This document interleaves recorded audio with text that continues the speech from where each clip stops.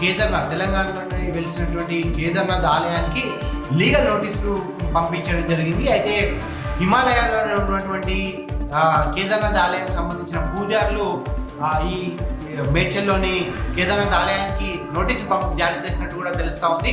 అయితే ఈ legal notice ఏం పేర్కొన్నారంటే ఆలయానికి సంబంధించి అంటే హిమాలయాలు ఎలా ఉందో అటువంటి నమూనాలతో మీరు తెలంగాణ మేడ్చల్ జిల్లాలో నిర్మించిన ఆలయానికి ఖచ్చితంగా మీరు లీగల్ నోటీస్ అందుతుందని కూడా అది ఆలయం దాని నోటీసులో పేర్కొన్నారు. అయితే మేడ్చల్ ట్రస్టీ మాట్లాడుతూ జైపాల్ సింగ్ మాట్లాడుతూ నేను పరమశివుని భక్తుడిని, సో ఆలయ నమూనాకు సంబంధించి మేము ఎక్కడ కూడా దాన్ని అగౌరవపరుస్తూ చేయలేదు, కాకపోతే ట్రస్టీ పేరు డిఫరెంట్గా ఉంది. ఇంతకు ముందు కూడా మేము లీగల్గా వెళ్ళినప్పుడు మాకు అక్కడ ఒకటి చెప్పారు ఏంటంటే మీరు ఆ ట్రస్ట్ పేరు కాకుండా కొత్త వేరే ట్రస్ట్ పేరు మార్చుకోవాలంటూ కూడా చెప్పారంటూ కూడా జైపాల్ సింగ్ చెప్పడం జరిగింది. అయితే 7 రోజుల్లో ఏదైతే కేదార్నాథ్ ఆలయానికి సంబంధించిన హిమాలయ కేదార్నాథ్ ఆలయానికి సంబంధించిన పూజలు ఎవరైతే లీగల్ నోటీస్ పంపించారో 7 రోజుల్లో ఖచ్చితంగా రిప్లై ఇవ్వాలి.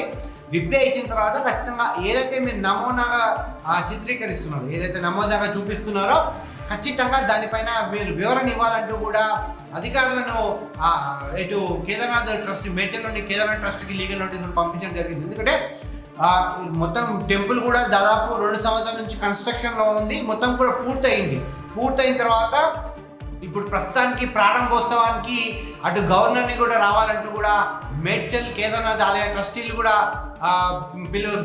పిలవడానికి అంటే ఓపెనింగ్కి పిలవడానికి కూడా నిశ్చయించుకున్నారు. ఈ తరుణంలో ఏం జరుగుతుంది, ఒకవేళ నిజంగానే గవర్నర్ వచ్చి ఓపెన్ చేస్తారా టెంపుల్ని లేదా అన్నట్టు కూడా సందిగ్ధంలో పడినట్టు కూడా తెలుస్తూ ఉంది.